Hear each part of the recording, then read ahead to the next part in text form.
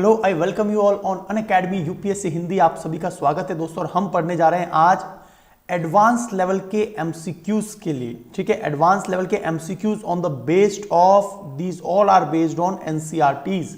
तो ये एनसीईआरटीज पर रिलेटेड हैं, एडवांस लेवल के एमसीक्यूज हैं। और हमने बहुत सारे एमसीक्यूज एक प्रीवियस लेक्चर में भी देखे थे। तो चलिए शुरुआत करते हैं क्लास की। और जरूर बताइए यदि आपको और भी कुछ स्टैंडर्ड लेवल चाहिए तो जरूर मैसेज कीजिए, पर्सनली मैसेज कर दीजिए या फिर कमेंट में बता दीजिए। यदि आपको कुछ और सेक्शन पढ़ना हो तो जरूर बताया करिए। So Rudra Gautam is my name और मैं आपको अनअकैडमी लर्निंग ऐप पर भी लाइव पढ़ाता हूं। तो डाउनलोड कर लीजिए अनअकैडमी लर्निंग ऐप और वहां आप मुझे फॉलो कर लीजिए। और बिल्कुल आज से 8 PM से रेगुलरली आपको क्लासेस मिलेंगी, राइट। तो मैं भी शेड्यूल कर दूंगा सारी क्लासेस। तो आने वाले 7 दिन की complete classes will be schedule. तो वहां पर मैं already 11 lecture on environment and ecology पढ़ा चुका हूं। बहुत सारे एमसीक्यूज के 10 to 15 लेक्चर और साइंस एंड टेक्नोलॉजी के मैंने अनअकैडमी लर्निंग ऐप पर थाउजेंड्स ऑफ क्वेश्चंस पढ़ाए।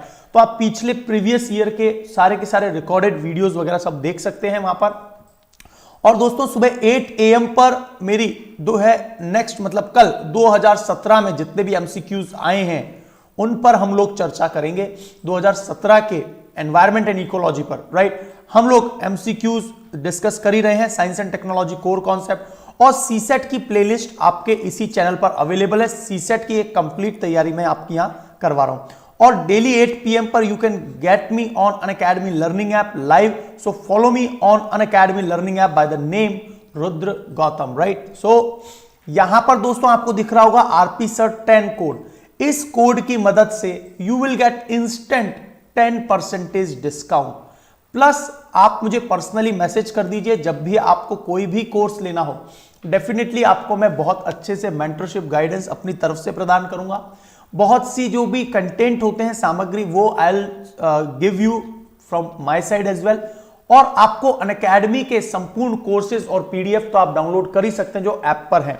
तो आपको जरूर इस कोड को, रेफरल कोड को यूज करना चाहिए क्योंकि maximum benefit I make you assure कि सबसे ज्यादा बेनिफिट आप इसी रेफरल कोड से प्राप्त कर सकते हैं। तो अब बात आ रही है जो ये RPSR रेफरल 10 क्या ये SSC में भी अप्लाई होता है? बिल्कुल। यूपीएससी में ऑप्शनल, आइकॉनिक और GS के अलावा my referral code will apply on each and every courses available on Unacademy learning app. तो यहां तक सारी बात क्लियर हो गई होगी आपको। दोस्तों अब आपका आ गया है पार्टिसिपेशन का टाइम।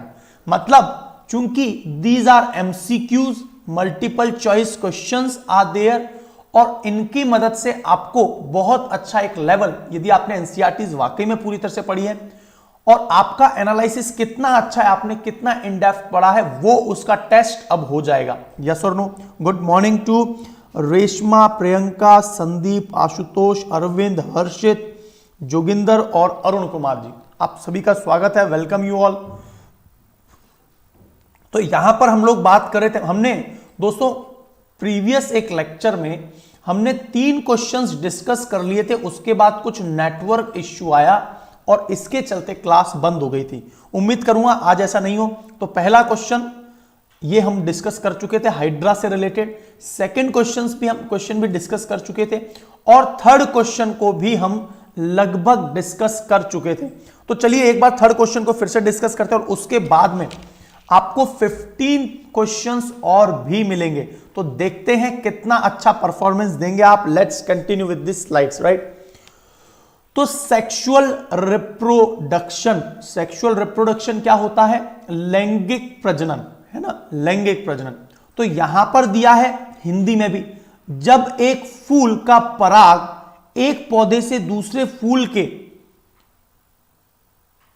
अनादर फूल के स्टिग्मा से होता हुआ फाइनली वो किस में पहुंचता है? ओवेरी, अंडाशय में। तो जब वह वहां उतरता है तो क्या वह सेल्फ पॉलिनेशन होता है? तो आपको मैंने इसका आंसर वैसे प्रीवियस लेक्चर में बता दिया था। सेल्फ पॉलिनेशन का मतलब होता है, मान लीजिए यही एक प्लांट है और इसी पर ये एक पुष्प है, राइट। और इस पुष्प के स्टेमेन वाले भाग से पॉलन इसी पुष्प में गिरते हैं, राइट, और उससे जो एग्स का निर्माण होता है, एग्स प्लस जो स्टेमन के पॉलन है, उससे जो जाइगोट का निर्माण होता है, वह क्या होता है दोस्तों, वह होता है हमारा, राइट, यहां पर ये सेल्फ पॉलिनेशन है। लेकिन यदि इसी पौधे में यहां पर फ्लावर है और इस फ्लावर के स्टेमन से पोलन का मतलब परागकण किसमें गिरे, किसी अन्य फूल में गिरे, उसी पुष्प के, उसी पादप के, सेम पादप के, तो ये क्रॉस पॉलिनेशन कहलाता है, याद रखना। तो चाहे सेम पादप के दूसरे फूल या फिर किसी और पादप के फूल से जो परागकण उनकी ओवरी तक पहुंचते हैं, तो वो क्रॉस पॉलिनेशन है। तो यहां पर ये पहला पॉइंट बिल्कुल गलत है, क्योंकि एक ही पौधे के दूसरे फूल नहीं, एक ही पौधे के उसी फूल में से गिरे, राइट। तो यहां पर बिल्कुल ये इनकरेक्ट स्टेटमेंट है, इसीलिए यहां पर पूछा गया था इनकरेक्ट। तो यस, फर्स्ट इनकरेक्ट है, इसका मतलब ये भी सही है, मतलब ये इनकरेक्ट है, ये इनकरेक्ट है, और यहां पर ये गलत हो जाएगा ऑप्शन, और ऑल ऑफ दीज में तो आंसर है ही है। दूसरी बात आ रही है दोस्तों, नर और मादा युग्मकों के संलयन की प्रक्रिया क्या निषेचन कहलाती है? बिल्कुल सही बात है। मेल और फीमेल दोनों का जो केंद्रक होते हैं, जैसे मान लीजिए हम लोग जंतुओं में भी बात करें तो स्पर्म का मतलब हो गया शुक्राणु और एग अंडाणु, इनके जो केंद्रकों का समायोजन है ना, वही क्या कहलाता है? वही कहलाता है दोस्तों निषेचन प्रक्रिया। तो बिल्कुल सेकंड पॉइंट यहां पर करेक्ट है, लेकिन हमसे इनकरेक्ट पूछा गया है, तो इसीलिए सेकंड नहीं आएगा। सेकंड आंसर में ये नहीं आया, ऑल ऑफ दीज भी हट गया, क्योंकि ऑल ऑफ दीज में सेकंड भी होगा। तो ऑप्शन वैसे भी क्या बच गया दोस्तों आपका 1 और 3, और बिल्कुल तीसरा स्टेटमेंट भी गलत है।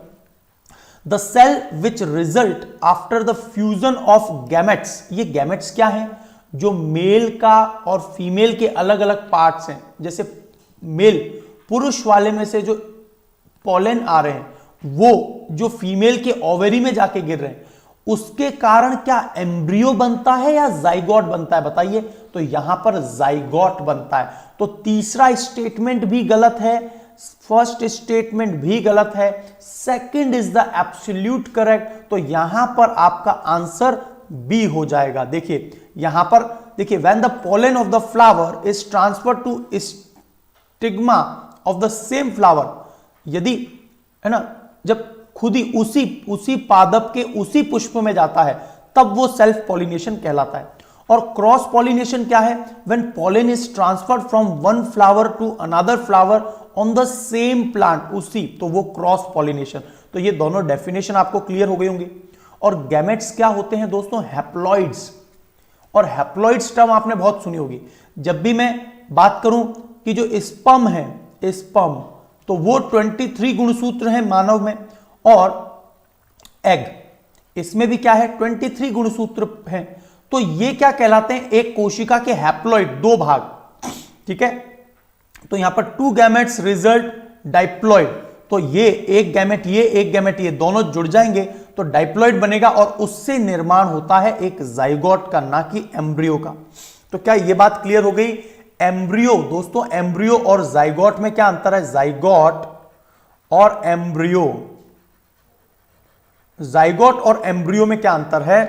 तो जाइगोट जो है वो बिल्कुल स्पर्म और एग के मिलने से जो डाइप्लॉइड आया है वो जाइगोट है, और जब वो बड़ा हो जाता है, जाइगोट अपने आकार में वृद्धि करता है और उसका अपना एक शेप हो जाता है, तब वो एम्ब्रियो कहलाता है। एकदम क्लियर? चलिए तो आगे बढ़ते हैं। ये प्रश्न हमने प्रीवियस लेक्चर में कर लिया था। अब बात आ रही है, consider the following statement about the sexual reproduction in flowering plant. तो जो सेक्सुअल रिप्रोडक्शन है हमारे फ्लावरिंग प्लांट में, उसके बारे में क्या इनकरेक्ट है? तो ये हमने ऑलरेडी बता दिया आपको कि पहला वाला इनकरेक्ट है, थर्ड इनकरेक्ट है, सेकंड बिल्कुल करेक्ट है, आंसर विल बी बी।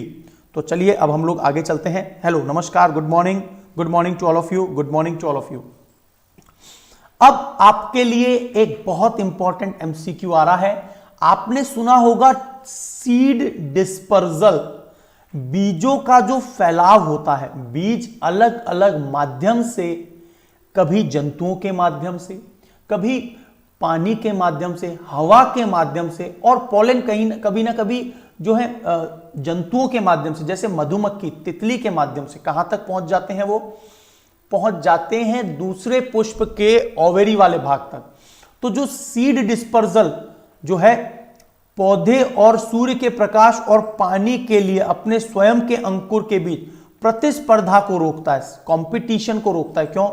ऐसा ना हो जाए कि मान लीजिए ये कोई पादप है और इसके जो सीड हैं वो यदि यहीं गिरेंगे तो इस पादप के सारे जो प्लांट्स हैं वो यहीं पर उग जाएंगे, और चूंकि ये सेम पादप है तो वो कंपटीशन करेंगे और उनको पोषक तत्वों की कमी हो जाएगी।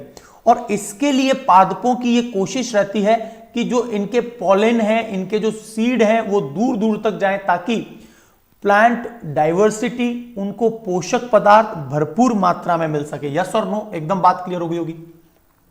तो यहां पर पूछ रहा है कि sunlight, water, mineral and enable the plant to invade new habitat, तो वो दूसरी जगह पर जाते हैं। तो यहां पर बोल रहा है कि जो सीड डिस्पर्जल है, बीज फैलाव, अलग अलग प्रकार के पौधे दिए हुए हैं, मैपल, कोकोनट, कैस्टर और ज़ैंथियम, इनका मिलान करना है और आपको बताना है क्या मैपल एनिमल के द्वारा होता है, मैपल बस्टिंग के द्वारा होता है, या फिर विंड के द्वारा, हवा के द्वारा फैलाया जाता है। ये आपको आंसर देना है, राइट? तो प्रश्न स्क्रीन पर आपके दिखाई दे रहा है, ध्यान से मिलान करके लगाइए, और आपके पास 4 ऑप्शन भी दिए हुए हैं, तो ध्यान से लगाइए और कोशिश कीजिए कि सही आंसर देंगे। यस और नो? ठीक है, बताइए क्या आंसर होगा। What should be the correct answer? I am waiting for your result, I am waiting for your answer. जल्दी बता दीजिए, what will be the answer?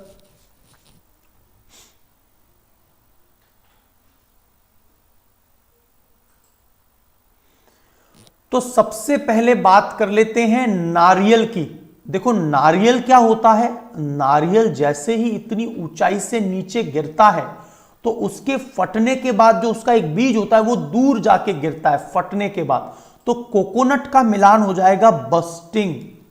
तो यहां पर सेकंड का बी ऑप्शन किस किस में देख लीजिए, यहां पर सी है बी वाले पार्ट में, यहां पर डी है, यहां पर सी है, और नारियल का बस्टिंग किस में आ रहा है? तो एक ही ऑप्शन से हमें करेक्ट आंसर मिल गया। देख लीजिए, एक ही ऑप्शन से हमें करेक्ट आंसर मिल गया कि जो कोकोनट है वो बस्टिंग के माध्यम से अपने बीजों का फैलाव करता है। ठीक है, ये एनसीईआरटीज में एज इट इज दिए हुए हैं, राइट? सेकंड बात आ रही है मैपल। तो दोस्तों मैपल के बारे में क्या पता होना चाहिए आपको? मैपल जो होता है वो विंड के माध्यम से, तो मैं आपको बता दूं वो मैपल होता क्या है। आपने गर्मियों के दिनों में इस प्रकार का कुछ आकृति देखी होगी जो हवा में तैर रहा होता है, बिल्कुल पंखनुमा आकृति, और हम लोग बचपन में इनको पकड़ने के लिए भी भागा करते थे। आप में से कितनों का ये एक्सपीरियंस है? इस प्रकार का हवा में घूमता हुआ जो है वही मैपल है, और वो विंड की मदद से, पवन की मदद से। तो बिल्कुल फर्स्ट का सी सही है, इसीलिए सी भी करेक्ट हो गया। देख लो, राइट? यस और नो?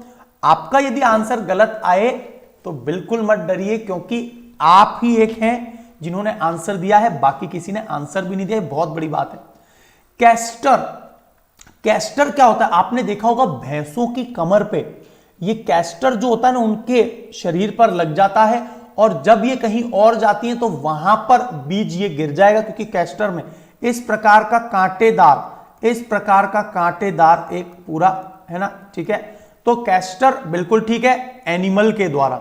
और जो जैन है ना, एक मिनट क्या है, बिल्कुल डी, मैपल बिल्कुल सही है, डी आ रहा है, पानी के द्वारा। और जेंथियम, एक मिनट, कैस्टर 3 का डी बिल्कुल ठीक है, कैस्टर का डी। और मैंने शायद गलत बोल दिया, मैं शायद गलत हूं। इसको जो मैं बता रहा हूं आपको ये जेंथियम है, जिसके बारे में मैं बात कर रहा था अभी, वो जेंथियम है, राइट? तो जेंथियम पशुओं के द्वारा जाता है, ये मैं माफी चाहता हूं, एक बार सुधार देता हूं। जेंथियम जो है ना, जेंथियम ही वो होता है जो कांटेदार होता है, जेंथियम। तो याद रखना, जेंथियम वो कांटेदार है जो एनिमल पे जाता है। कैस्टर पानी की मदद से, और मैपल विंड की मदद से। तो एकदम आपको आंसर क्लियर हो गया होगा, यस और no. So good morning to all of you, good morning. यहां पर आपको ये आंसर क्लियर हो गया तो बिल्कुल एक बार फिर से देख लीजिए। ज़ैंथियम जो कांटेदार होता है, बस्टिंग के द्वारा कोकोनट बस्टिंग के द्वारा अपने बीजों को दूर तक फैलाव करने में मदद करता है। मैपल जो है वो हवा के द्वारा, मैंने अभी इसका बहुत अच्छा डायग्राम बना के दिखाया था आपको, है ना, ज़ैंथियम एनिमल के द्वारा, और कैस्टर वाटर। तो B will be the correct answer. एकदम क्लियर है, एकदम क्लियर है। चलिए अब बात आ रही है दोस्तों, reproduction beginning from the fusion of male and female gamete is called sexual reproduction। जब भी नर और मादा युग्मकों का संलयन शुरू होने वाले प्रजनन को लैंगिक प्रजनन कहते हैं। हाँ बिल्कुल सही बात है, लैंगिक प्रजनन है, क्योंकि अलैंगिक में तो मेल और फीमेल दोनों का रोल नहीं होता, कोई एक ही काम करता है। ठीक है, मानव में प्रजनन के बारे में जो विचार हैं उस पर ध्यान से देखिए, पहला ऑप्शन, दूसरा पॉइंट और तीसरा पॉइंट, और कौन सा इसमें बिल्कुल करेक्ट है। करेक्ट पूछा है इनकरेक्ट, सॉरी यहां पर क्या पूछा ये देख लीजिए। पहली बात है कि यहां पर क्वेश्चन पर स्टार कर लीजिए, सबसे पहला काम ये करा करिए, नॉट करेक्ट पूछा है। तो बताइए इनमें से कौन सा, यहां पर कौन सा ऑप्शन सही है, कितने पॉइंट सही है, ध्यान से पढ़िए और बताइए। बहुत अच्छा क्वेश्चन है ये, तो आप में से सभी लोग आंसर दे सकते हैं इसका, ऑलमोस्ट ऑल आप में से सभी लोग इसका आंसर बिल्कुल पॉजिटिवली दे सकते हैं। दीजिए क्या होगा इसका आंसर। तो चलिए मैं आपकी मदद कर देता हूं।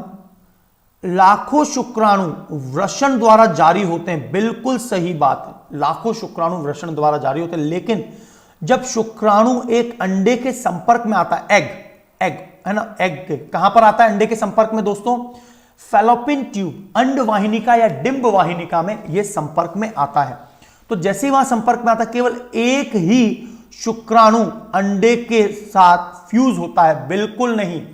कई बार क्या होता है दोस्तों, मैं आपको एग्जाम्पल बताता हूं, कई बार क्या होता है, दो शुक्राणु भी पहुंच जाते हैं और दोनों शुक्राणु एक ही एग के अंदर अपना ये जो आगे वाला एक्रोसोम वाला हेड है उसको भेद कर दोनों चले जाते हैं। और आपने देखा होगा कई बार कि शरीर तो एक ही होता है कई बच्चों का, उनका ये मुंह अलग आता है। तो उसके पीछे कारण इसी प्रकार का होता है कि यदि एक ही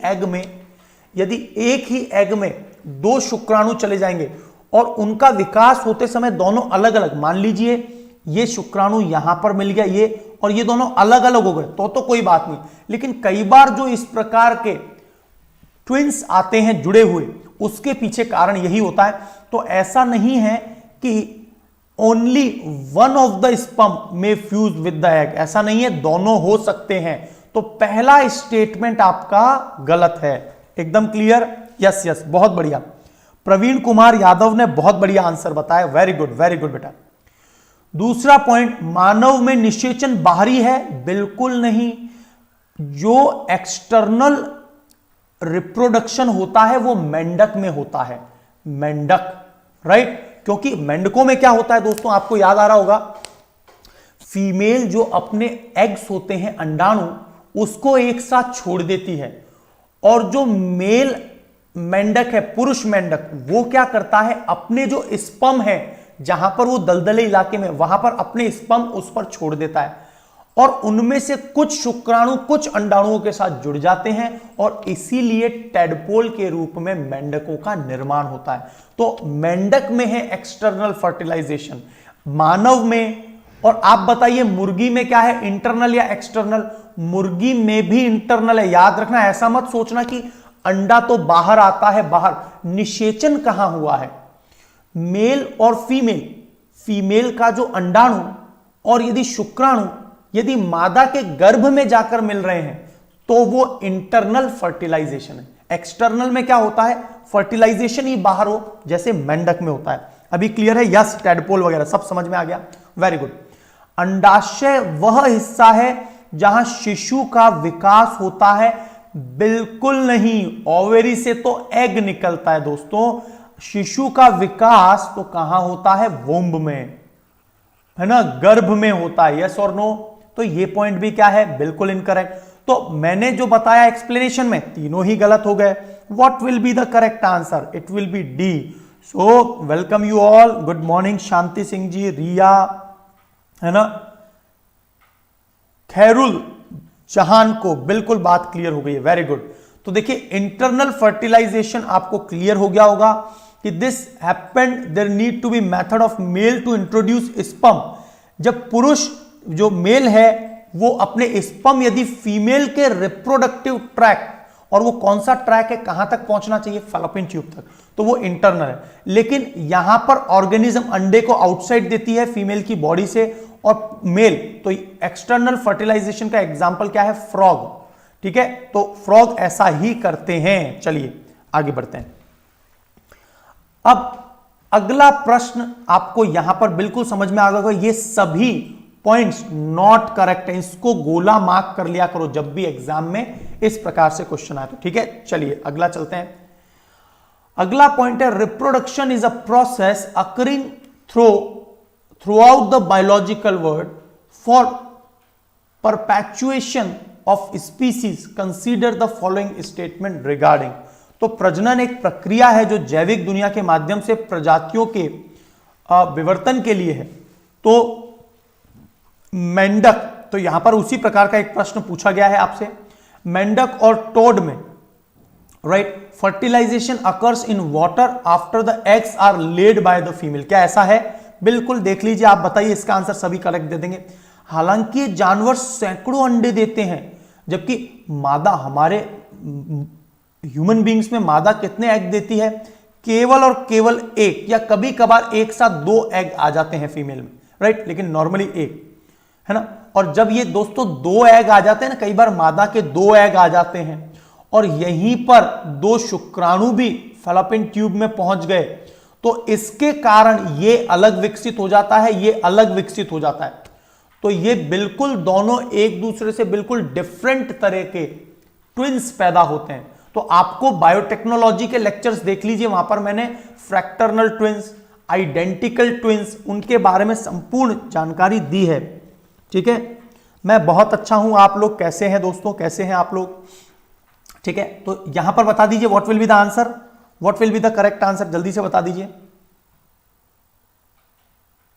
यहां पर पूछा है, ध्यान से देख लीजिए, क्वेश्चन थोड़ा सा टफ है, नॉट करेक्ट पूछा है, चूंकि ये भी सही है और ये भी सही है। जब दोनों सही हैं, इन्होंने नॉट करेक्ट पूछा है, तो नॉट करेक्ट कौन सा है? दोनों ही, नन ऑफ दीज आंसर आएगा, क्योंकि ये तो दोनों सही है। इन्होंने नॉट करेक्ट पूछा, हमारे पास कोई ऑप्शन ही नहीं है कि कौन सा गलत है, एकदम क्लियर। तो आंसर विल बी डी। आप लोग पार्टिसिपेट करिए दोस्तों, और फाइनली बताना कि आपके मार्क्स, है ना, आपकी कॉपी में से आंसर बताना कि कितने मार्क्स आपके आने वाले हैं। सो रिप्रोडक्शन इज अ प्रोसेस, यहां पर नॉट करेक्ट में, चूंकि दोनों स्टेटमेंट सही हैं, नन ऑफ दीज आ जाएगा। अगले प्रश्न की ओर चलते हैं। तो यहां पर consider the following statement about the animal reproduction and pick out the wrong one.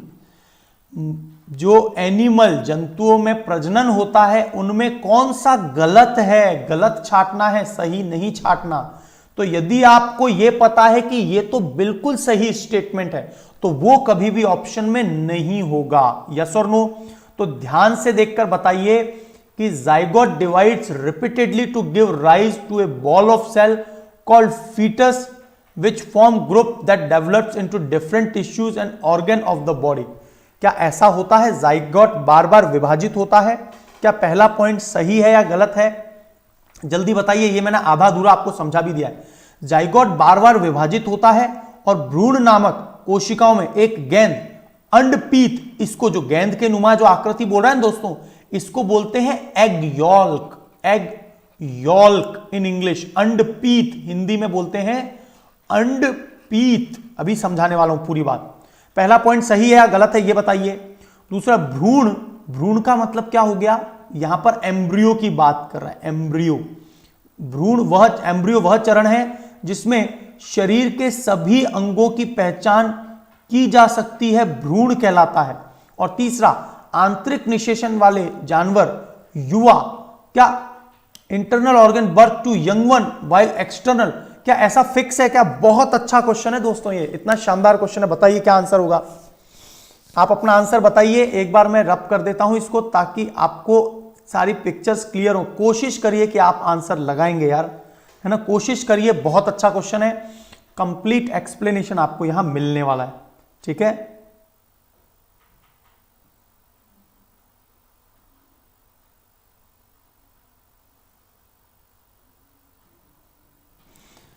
चलिए तो मैं आपको बता देता हूं। देखिए पहला तो बिल्कुल सही है। जाइगोट क्या होता है दोस्तों, सबसे पहले जाइगोट सुन लीजिए कि जो हैप्लॉइड्स होते हैं, स्पर्म और एग दोनों ये मिल जाते हैं, तो जब एक पहली कोशिका का निर्माण होता है जो 46 गुणसूत्र वाली, वही जाइगोट है।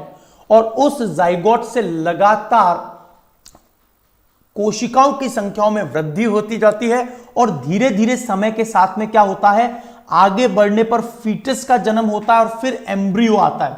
तो भ्रूण और उसके बाद एम्ब्रियो आता है, ठीक है। तो एम्ब्रियो, तो यहां पर बोल रहा है कि क्या और विभिन्न ऊतक और अंगों का विकास होना शुरू होता है। बिल्कुल सही है, यहां पर एक ब्लास्टोसिस प्रोसेस होता है।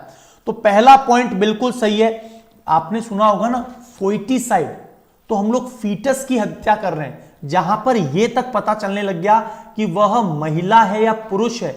उस लेवल पर हम लोग किसी भी बेबी को नॉर्मली मारते हैं, आपने देखा होगा फीमेल के अंदर। तो फीटस में अंगों की पहचान होने लगती है। तो पहला वाला तो बिल्कुल करेक्ट है। और यहां पर तो क्या पूछा है, रॉन्ग वन। तो पहला तो आंसर आएगा ही नहीं, ये बी ऑप्शन कट गया। पहला ऑप्शन नहीं आएगा, ए ऑप्शन कट गया। और पहला ऑप्शन चूंकि सही है, सॉरी माफी चाहता हूं, ऑल ऑफ दीज में भी वन आ रहा है, ये भी कट गया। तो दोस्तों सब कट गए। इसका मतलब यह है कि दूसरा और तीसरा तो एब्सोल्युटली रॉन्ग है। यस और नो, बात क्लियर हुई आपको। पहला पॉइंट बिल्कुल सही है। भ्रूण का वह चरण जिसमें, नहीं भाई, एम्ब्रियो में नहीं, फीटस में, है ना। मैंने क्या बोला अभी आपको बताया, फीटस में सभी अंगों की पहचान होना शुरू होता है। तो क्रम क्या है, जाइगोट सबसे पहले आता है, उसके बाद में बनता है एम्ब्रियो, और एम्ब्रियो के बाद में बनता है फीटस, और यहां पर सभी अंगों की पहचान होना शुरू हो जाता है, ठीक है ना। ठीक है, चलिए। आंतरिक निषेचन वाले जानवर युवा लोगों को, और मैंने आपको यह बताया, अभी मैंने आपको एक मुर्गे का एग्जाम्पल बताया, मुर्गे या, है ना, मुर्गों में क्या होता है, जैसे सीधे वो अंडे दे रहे हैं, एग्स दे रहे हैं, राइट। तो ऐसा थोड़ी है। और सबसे खास बात मैंने क्या बताई आपको कि कोई भी जानवर जो अंडे देते हैं उनमें एक्सटर्नल फर्टिलाइजेशन है, इंटरनल, डेफिनेटली उनमें इंटरनल फर्टिलाइजेशन है, क्योंकि मेल फीमेल का मिलन हो रहा है, ठीक है। और एक्सटर्नल का एग्जाम्पल तो क्या होता है हमारा, फ्रॉग। तो ऐसा नहीं है कि हमेशा यंग वन ही देंगे, ये अंडे भी दे सकते हैं। तो जो इंटरनल आंतरिक निषेचन करते हैं उनमें ओविपेरस जानवर भी होते हैं। तो दोस्तों ये टर्म, दो टर्म आपको और क्लियर कर देता हूं। एक टर्म होता है ओविपेरस, OVPAROUS, और एक होता है विविपेरस, PAROUS, जो सीधे अंडों को जन्म दे। तो इनमें भी इंटरनल ही फर्टिलाइजेशन है। लेकिन हां, मेंढक में चूंकि महिला मादा के प्रजनन अंग में निषेचन नहीं होता, इसीलिए मेंढक में एक्सटर्नल फर्टिलाइजेशन है। और विविपेरस क्या होता है, जो सीधे बच्चों को जन्म दे, ठीक है। राजेश वर्मा जी, ये आप जो बकवास बात कर रहे हैं बेटा, ये आप जो है घर गृहस्थी का पूछ रहे हैं, कौन कहां रहता है, बेटा ये इस तरह की हरकतें बंद कर दो। ये कोई डेटिंग साइट नहीं है। इंडियन गवर्नमेंट ने भी, आपने सुना होगा कि जो 43 चाइनीज ऐप बैन की थी, वहां पर भी ये डेटिंग वाला कॉन्सेप्ट खत्म कर दिया है, राइट। तो आपके जितने भी ये जो फालतू के कीड़े उठ रहे हैं उसको बंद करो एक बार, और आप अपना काम कर लो, है ना। ये घटिया बातें जो हैं, आप तुरंत यहां से क्विट हो जाइए, वरना मैं आपको अभी परमानेंट ब्लॉक करने की रिक्वेस्ट कर देता हूं, है ना। यहां तक सारी बात क्लियर हो गई। चलिए, तो देखिए जाइगोट जो है वो यूनियन ऑफ, देखिए, स्पर्म और एग कोशिकाओं से मिलकर बना है। This is not a dating site. आपको बहुत सारी एप्लीकेशंस मिलेंगी, वहां पर ढूंढिए, आपको कोई ना कोई आपके जैसी मिल जाएगी, है ना। जाइगोट, और फिर बाद में एम्ब्रियो। देख लीजिए, जाइगोट आता है, ये जाइगोट बन गया, जाइगोट के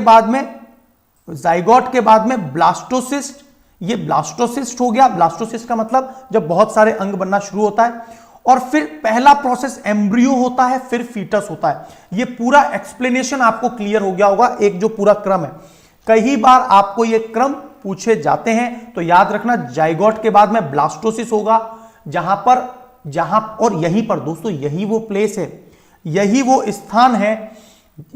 स्थान है ब्लास्टोसिस, जहां पर अलग अलग अंगों के निर्माण होने की प्रक्रिया भी शुरू होती है। और सबसे ज्यादा जो स्टेम कोशिकाएं हैं, ताकतवर स्टेम कोशिकाएं, जिनकी मदद से किसी भी अंग के किसी भी टिश्यू को, वर्तमान में मानव के शरीर में कुल 81 ऑर्गन्स हैं, अंग हैं, तो उन सभी अंगों को बनाने में स्टेम कोशिकाएं, तो ये ब्लास्टोसिस में ही होता है। एकदम क्लियर दोस्तों, है ना।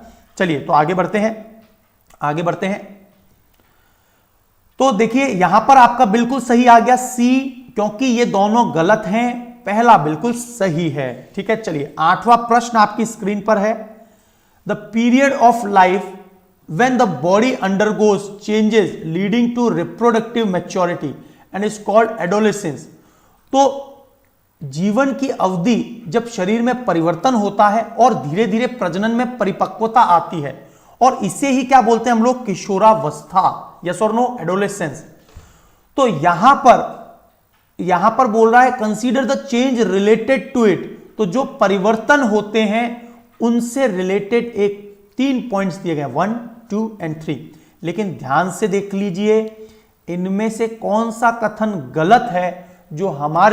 जो एडोलेसेंस में परिवर्तन होता है उससे रिगार्डिंग गलत स्टेटमेंट आपको छांटना है। बिल्कुल ठीक है ना। चलिए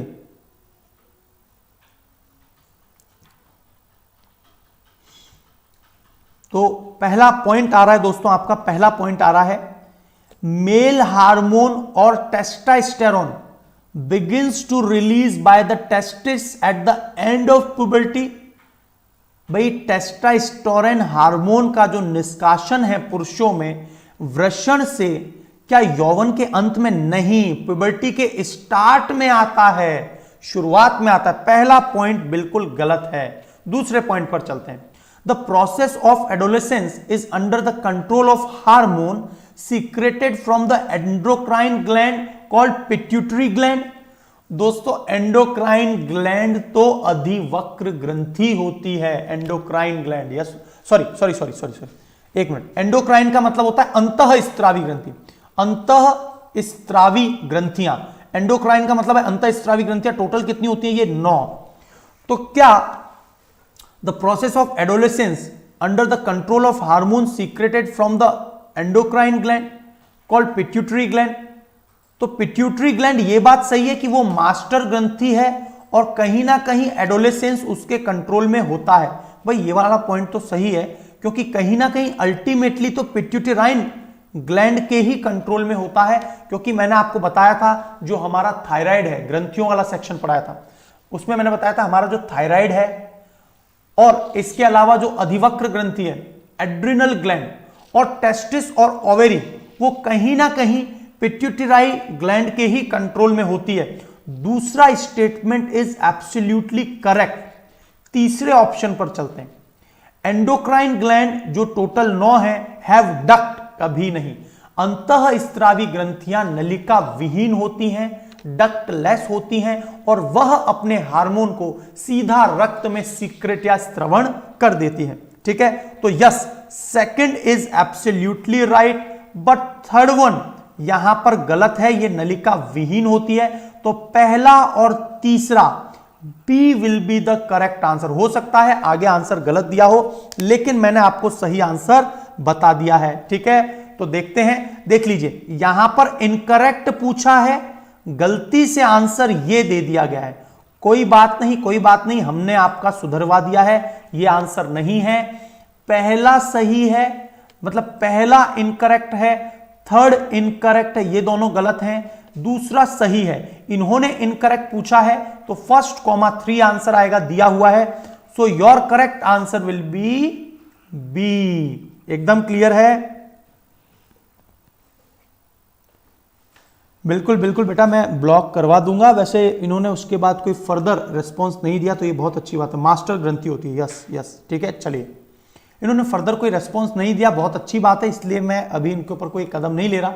शायद इन्होंने यदि एक आत्म मंथन किया होगा तो उसमें कहीं ना कहीं इसमें बदलाव आ जाएगा, क्योंकि कई बार क्या होता है, बहुत अच्छी समझदारी कई बार आ जाती है। कई बार मैं अभी हाल ही में मैं कथन सुन रहा था, हाल ही में एक शख्स के कथन थे कि जो ये फालतू की, ये जो इश्किया टाइप के जो लोग हैं, उनके डोपामिन हार्मोन और बहुत सारे हार्मोन्स इनके बढ़ जाते हैं और तब इनको कुछ भी नहीं दिखता, इनको अपने माता पिता भी नहीं दिखते हैं और ये कुछ भी कर बैठते हैं। तो कहीं ना कहीं क्या है, हमारे इस अर्ली एज ग्रुप में ये समस्याएं बहुत ज्यादा आती हैं और इसीलिए ऐसा होता है। लेकिन जब इस प्रकार की डांट से इनको झटका लगता है तो शायद इनमें कहीं आमूलचूल बदलाव आ जाए, इनकी जिंदगी में परिवर्तन हो जाए। तो मैं इसी उम्मीद के साथ ये कोशिश कर रहा हूं कि शायद ये सुधर जाए। तो इसका डोपामिन जो 12 हार्मोन्स अलग अलग निकलते हैं वो रिलीज होना कम हो जाएंगे, अपने आप ये बेचारा शांत हो जाएगा। समझ गए बात शायद समझ गए होंगे आप, और आप भी उसी एज ग्रुप के हैं तो शायद आपको ये बात समझ में आ गई होगी कि डोपामिन हार्मोन है और बहुत सारे 12 अलग अलग प्रकार के हार्मोन है जो हमारे साथ ये सारी समस्याएं पैदा करते हैं और हमें कुछ भी नहीं दिखाई देता। We will become like a blind, हम बिल्कुल अंधे हो जाते हैं उन चीजों में, है ना। तो इसीलिए समझदार को इशारा काफी है और बच्चे को गुब्बारा काफी। तो शायद बच्चा समझ गया है, and that is why I am not taking any strict action against Rajesh Verma. एकदम क्लियर? यस, तो आपको एकदम बात क्लियर हो गई है। बहुत बढ़िया दोस्तों, बहुत बढ़िया। चलिए, तो यहां पर पूछा गया है what is the correct statement, इनमें से कौन सा स्टेटमेंट एब्सोल्युटली करेक्ट है। Menstrual cycle is an important part of female life cycle in reproductive age group, consider the following statement regarding it. तो अब मेंस्ट्रुअल साइकिल है ना, जो फीमेल्स में माहवारी होता है, एमसी मेंस्ट्रुअल साइकिल, उससे रिगार्डिंग कौन सा स्टेटमेंट करेक्ट है। हिंदी में भी पढ़ लीजिए, इंग्लिश में भी पढ़ लीजिए।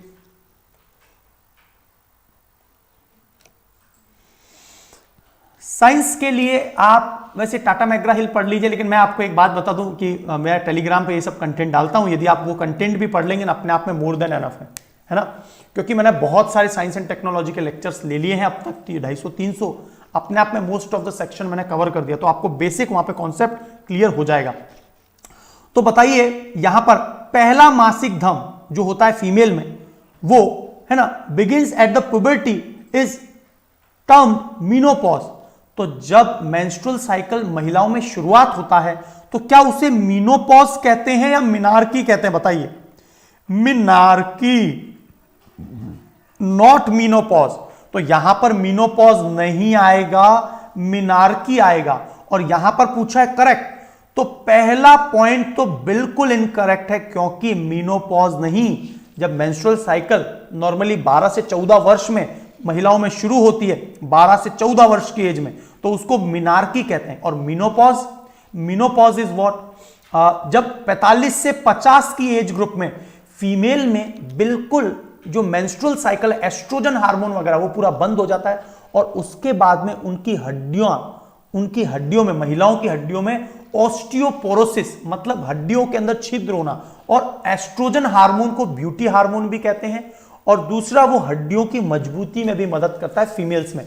और इसीलिए आपने महिलाओं में टोटल जितने भी ऑस्टियोपोरोसिस के रोगी हैं उनमें से 70% जो है महिलाएं हैं, और वो भी कौन सी, जो 45 से 50 वर्ष की एज ग्रुप के बाद में एस्ट्रोजन हार्मोन बंद हो जाता है। और इसके लिए दोस्तों एक बहुत अच्छी टेक्नोलॉजी है, इसे बोलते हैं हार्मोन रिप्लेसमेंट ट्रीटमेंट।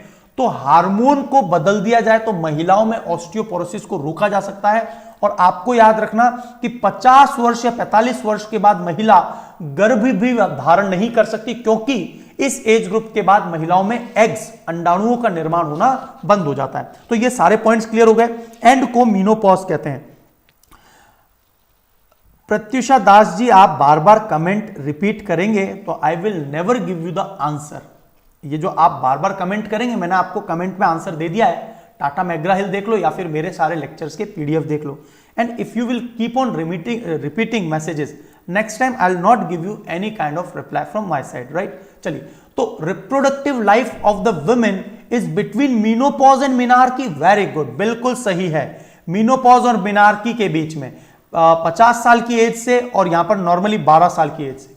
मैं आपको एक और इंपॉर्टेंट बात बताऊं, अभी हाल ही में मैं था हॉस्पिटल्स में, तो मैंने ये भी देखा जिन भी फीमेल्स में, जिन भी महिलाओं में मिनार्की जो पहले जल्दी शुरू हो जाता है 11 साल में, 12 साल में, 10 साल में, तो उनको सर्वाइकल कैंसर और उनको ब्रेस्ट कैंसर होने की संभावना ज्यादा होती है, नॉर्मली सर्वाइकल कैंसर। ठीक है, तो हमको इसके लिए पहले से ही अवेयर होना चाहिए। आप जब भी कभी किसी हॉस्पिटल में जाएं तो जरूर वहां पर लिखे जितने भी बोर्ड्स हैं, चार्ट्स हैं, उनको जरूर पढ़ा करो, आपको बहुत अच्छा अवेयरनेस वहां पर मिल जाएगा। बिल्कुल क्लियर है? ठीक है, हाँ ठीक है, सारी बातें क्लियर है। तीसरा, तो ये पहला वाला स्टेटमेंट तो एब्सोल्युटली रॉन्ग है, second is absolutely correct. In each cycle if fertilization does not occur, तो देखिए प्रत्येक चक्र में निषेचन नहीं होता तो जारी किया गया अंडा गर्भाशय की मोटी परत रक्त वाहिकाओं के साथ बह जाता है और रक्त स्राव होता है। बिल्कुल होता क्या है दोस्तों कि जब ये एग निकला तो ये एग निकलने के बाद फाइनली ये गर्भाशय में पहुंच जाता है ना, फीमेल के गर्भाशय में पहुंच जाएगा और ये गर्भाशय में जाके चिपक जाता है और लगभग 14वें दिन ये निष्कासित होता है और 14वें दिन के बाद जब ये एग यहां से रिलीज होकर निकलता है तो ये जो वुम्ब, गर्भाशय की जो दीवार है, इसके साथ ये रक्त के स्त्राव के साथ बाहर आता है ना, इसे ही फीमेल्स में मेंस्ट्रुअल साइकिल कहते हैं। So it is a completely biological cycle, यह पूरी तरह से एक जैविक साइकिल है। और एक और बात मैं आपको बता दूं, ये ऐसा नहीं है कि मानव में ही है, सभी जीव जंतुओं में, तो it is just a biological cycle और यही साइकिल हमारे जन्म के लिए सबसे ज्यादा महत्वपूर्ण है। तो यहां तक सारी बात क्लियर होगी, ठीक है ना, सारी बातें क्लियर होगी, है ना, बिल्कुल ठीक है।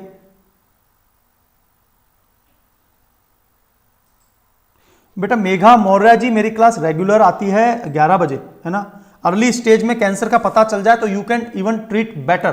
तो करेक्ट स्टेटमेंट क्या हो गया? बिल्कुल, तो करेक्ट स्टेटमेंट हो गया, करेक्ट पूछा है यहां पर। तो दोस्तों क्या पूछा है, करेक्ट पूछा है या इनकरेक्ट पूछा है? तो यहां पर ये पहला पॉइंट तो बिल्कुल इनकरेक्ट है, तो सेकंड एंड थर्ड सही है, C will be the correct answer. चलिए आगे बढ़ते हैं, देख लीजिए, बहुत ध्यान से देख लीजिए, शायद आपको पूरी कहानी समझ में आ गई होगी। C will be the correct answer. अब अगला प्रश्न एनसीईआरटी से ही है and that is based on cotton. Cotton पर आधारित यह प्रश्न है, बहुत अच्छा प्रश्न है दोस्तों। चलिए शुरुआत करते हैं, आगे बढ़ते हैं। लाइक वाइक जरूर करते रहना यार। Cotton one of the oldest form of natural fibre, बिल्कुल प्राकृतिक फाइबर है, यूज फॉर क्लोथिंग, कपड़ों के लिए। There are other like jute, wool, ऐसे जूट भी है जो नेचुरल ही है और वूल प्राकृतिक है लेकिन जानवरों से प्राप्त होता है, ऊन।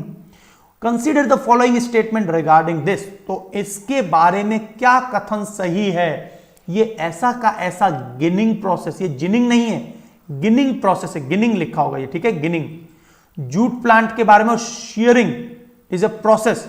तो शेयरिंग क्या है? जल्दी से आपको इसमें से छांटना है कौन सा इनकरेक्ट है, राइट, इनमें से कौन से इनकरेक्ट है। पहला पॉइंट आ रहा है क्या, ginning is a process, picking of the cotton by hand and cotton balls, क्या इन्हें हाथ से हम लोग पकड़कर करते हैं या फिर कोई एक मशीन होती है, एक औजार होता है, हाथ से पकड़कर करते हैं क्या? पहला पॉइंट।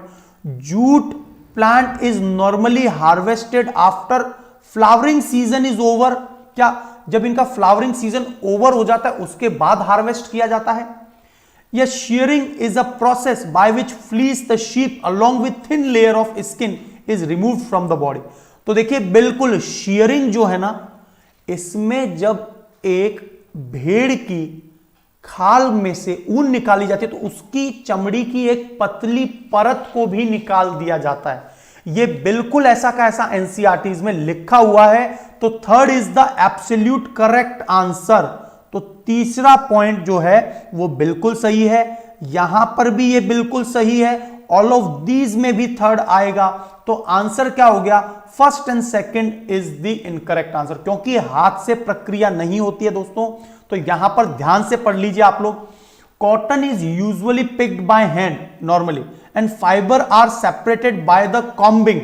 और फाइबर को जो अलग किया जाता है ना, वो कंघे नुमा एक स्ट्रक्चर होता है, कंघा जो होता है हम लोग बाल जिससे बनाते हैं।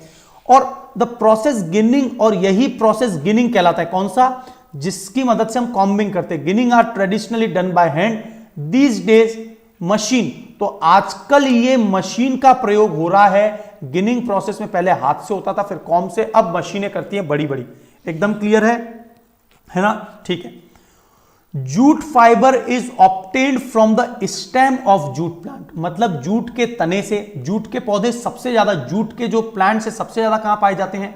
तो दोस्तों आपको पता होगा वेस्ट बंगाल और बांग्लादेश। बांग्लादेश सबसे बड़ा उत्पादक है जूट का, और जूट से ही तो हम लोग रस्सी वाले और जितने भी बोरे इत्यादि बनाते हैं। तो वेस्ट बंगाल, बिहार और असम। और आपको पता होगा jute plant is normally harvested when it is at flowering stage। ये as it is NCERT में दिया हुआ दोस्तों, जब ये अपनी फ्लावरिंग स्टेज में होता है ना, जब ये फूल खिलने की अवस्था में होता है, तब इसको हार्वेस्ट किया जाता है, not the end of the flowering stage. ठीक है।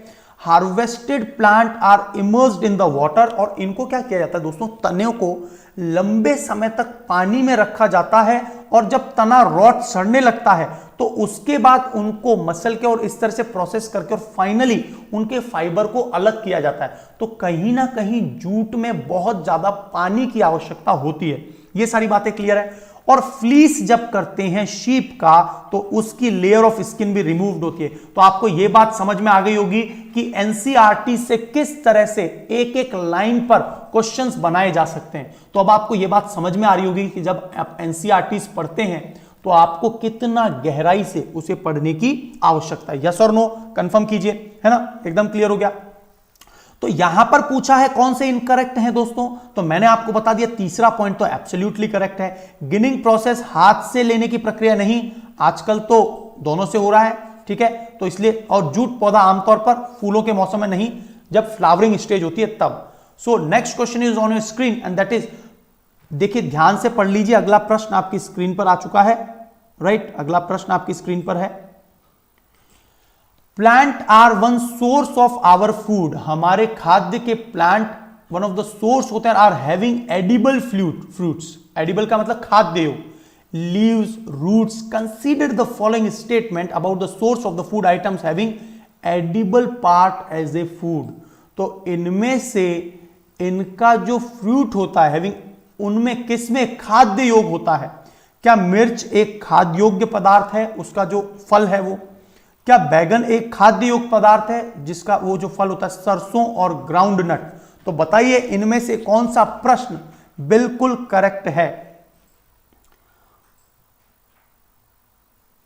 तो देखिए यहां पर बिल्कुल चिली जो है, इसका जो फ्रूट वाला पार्ट है बिल्कुल उसको खाने योग्य है। बैगन भी है और ग्राउंड नट भी है। सरसों का जो होता है फ्रूट वाला पार्ट, वो खाद्य योग्य नहीं है। तो यहां पर आपको एक लिस्ट दी गई है, इसको देख लीजिए। और यहां पर देखिए फ्रूट टाइप और उनके एडिबल पार्ट, ये पूरी लिस्ट आपको कभी भी किसी भी पेपर में, even any of the paper में, वहां पर क्वेश्चन पूछा जा सकता है।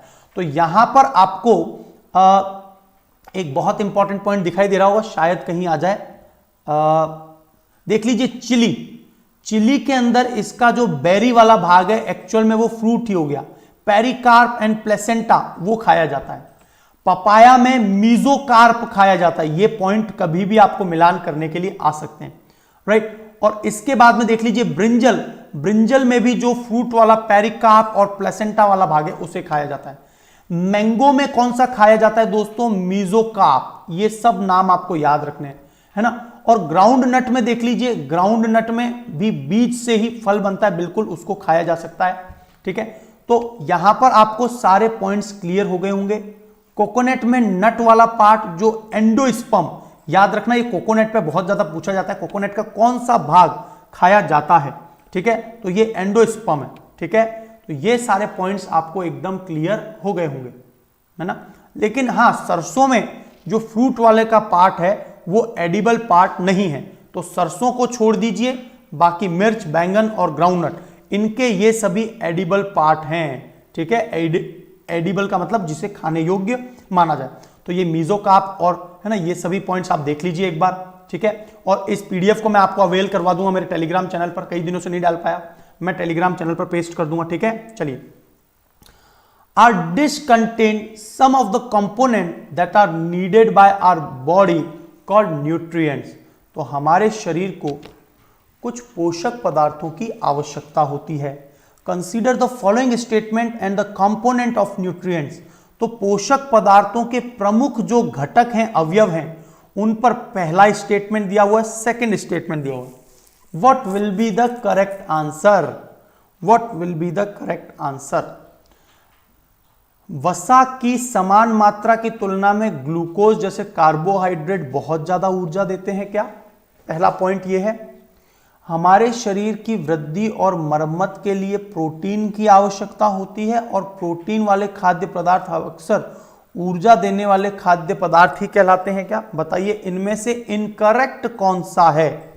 बहुत अच्छा प्रश्न है, बहुत सिंपल और अच्छा प्रश्न है।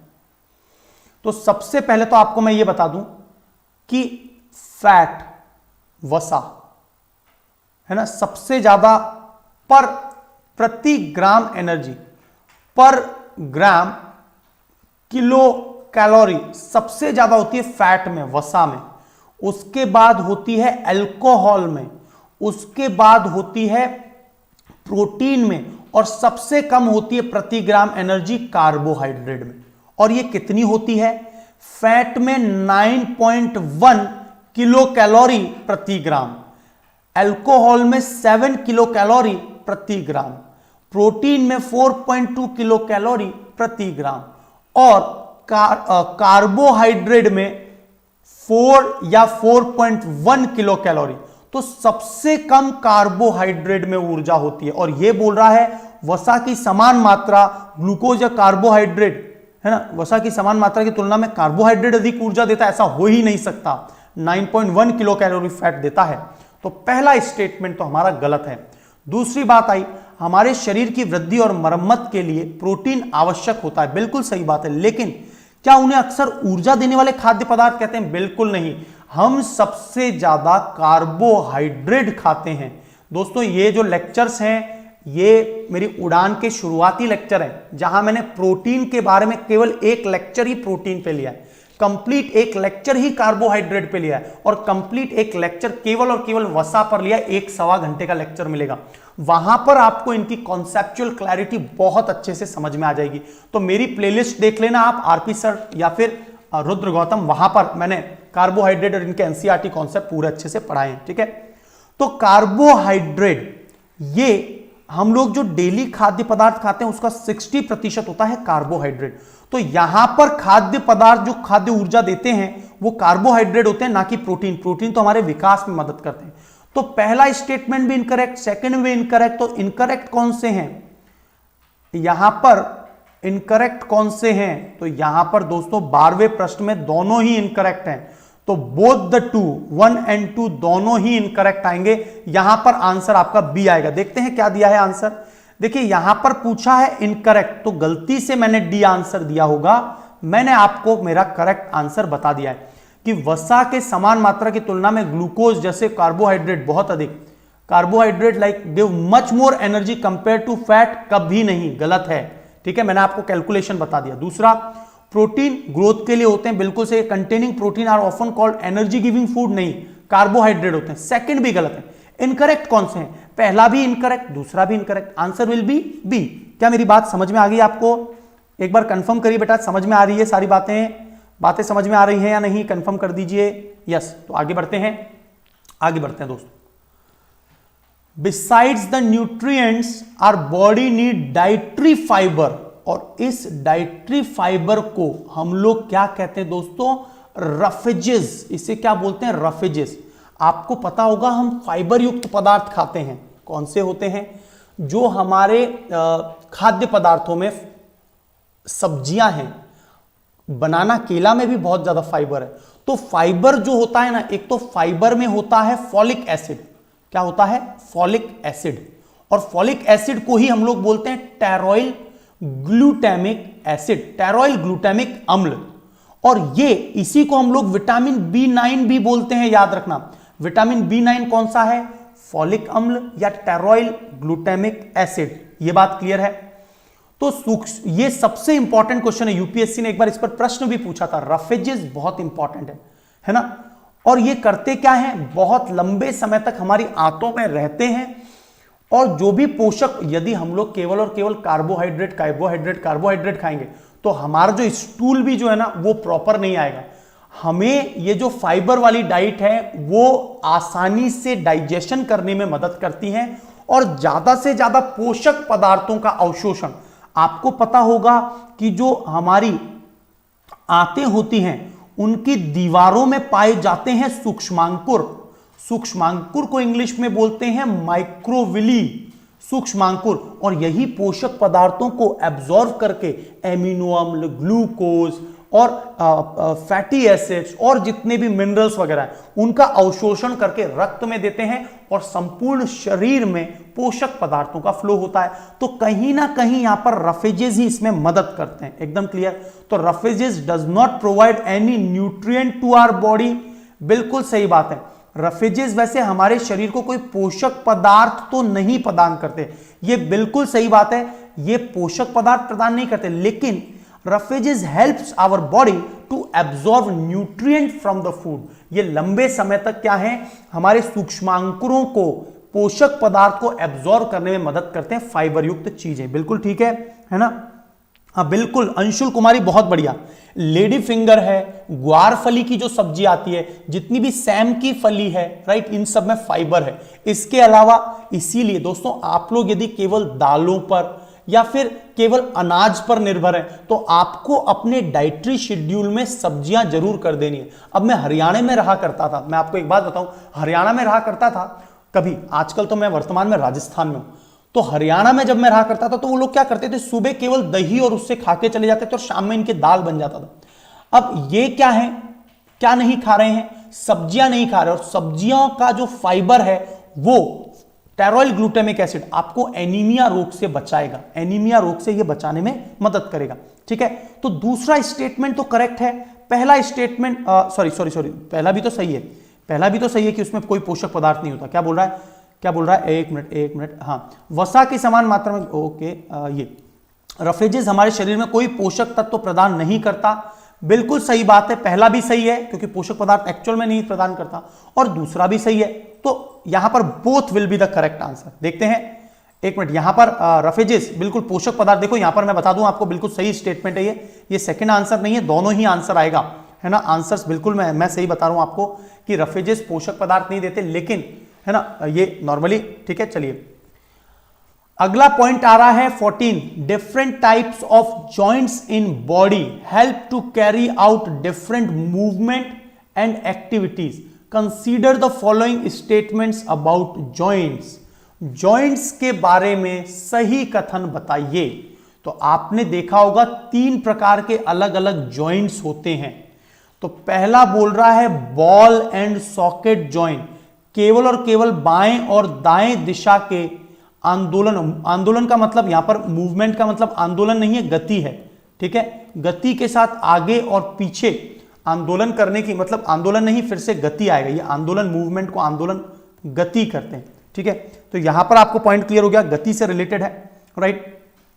और पहला पॉइंट देख लीजिए, यहां पर इनकरेक्ट पूछा है। बहुत अच्छा क्वेश्चन हो सकता है, यदि आपने हड्डियों के ऊपर लेक्चर पढ़ा हो तो आपके लिए एक टफ क्वेश्चन हो सकता है अपने आप में, यस और नो। तो देखिए यहां पर बाएं और दाएं दिशा में और आगे और पीछे, बिल्कुल बाएं और दाएं दिशा में, बिल्कुल ball and socket. Ball and socket कहां पाया जाता है दोस्तों? बॉल एंड सॉकेट हमारे ये हाथ की जो इस वाले कंधे में पाया जाता है। ठीक है, अब बात करें pivotal joints allow cylindrical bone to rotate in complete cycle. एक मिनट यहां पर, एक मिनट, हाँ, बॉल एंड सॉकेट, एक बार मैं आपको ये दिखाई देता हूं, डायग्राम से क्लियर हो जाएगा। तो देखिए यहां पर आपको दिखाई दे रहा होगा कि पाइवट जो जॉइंट है वो ये वाला है। कौन सा? गर्दन वाला जो जॉइंट है वो पाइवोटल जॉइंट है। ठीक है, और बॉल एंड सॉकेट जॉइंट कौन सा? ये वाला। है ना, बॉल एंड सॉकेट जॉइंट, ठीक है, ये आगे पीछे है ना पूरा रोटेट भी कर सकता है, ठीक है। तो यहां पर आपको देखिए ball and socket joint is a movable joint, और ये बॉल एंड सॉकेट जॉइंट यहां पर क्या बोल रहा है, बिल्कुल इसीलिए यहां पर इनकरेक्ट पूछा गया। ओके ओके ओके, अभी क्लियर कर देते हैं पूरे क्वेश्चन को।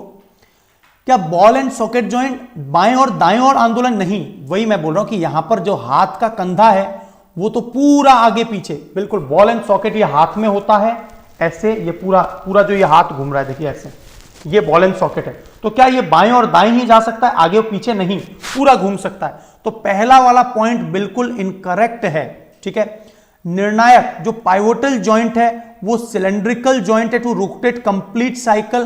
तो देखिए आपने अभी थोड़ी देर पहले देखा था पाइवोटल जॉइंट कहां पर था, गर्दन में था। तो गर्दन क्या मैं 360 डिग्री पर घुमा सकता हूं क्या, बताइए आप, नहीं घुमा सकता। कंप्लीट जो सर्किल है वो बॉल एंड सॉकेट ज्वाइन करते हैं। तो ये सेकंड स्टेटमेंट भी गलत है और फर्स्ट स्टेटमेंट भी गलत है। ये बात क्लियर हुई। ये होता है बॉल एंड सॉकेट जॉइंट, अभी डायग्राम दिखा रहा हूं। पाइवोटल जॉइंट होता है ये गर्दन वाला, क्या आप पूरा 360 घुमा सकते हैं? Until unless you are not a zombie, यदि आप एक भूत नहीं हैं, है ना, यदि आप एक भूत नहीं है तो पुरानी पिक्चरों में दिखाते थे मुंह पीछे हो जाता था, यस और नो। यदि आप वो नहीं है तो बिल्कुल भी ऐसा नहीं हो सकता। तो पाइवोटल जॉइंट भी गलत हो गया। हिंज जॉइंट क्या होता है? Only back and fourth movement. तो दोस्तों ये जो होता है ना कोहनी का, ये कोहनी का जो जॉइंट है वो हिंज है, आगे और पीछे, आगे और पीछे। This is what a hinge joint. ये हिंज जॉइंट है, ये बॉल एंड सॉकेट जॉइंट है, और गर्दन में है पाइवोटल जॉइंट। तो आपको ये तीनों पॉइंट क्लियर हो गए होंगे। तो यहां पर पहला वाला ऐसा नहीं है, आगे पीछे ही, राइट। तो ये पहला गलत हो गया, सेकंड गलत हो गया, थर्ड बिल्कुल सही है, काज जोड़। क्या मेरा पॉइंट क्लियर है आपको? राइट। तो देख लीजिए, ball and socket joint movable joint होते हैं, पूरी तरह से मूव करते हैं, क्योंकि इसमें एक बॉल दी गई है।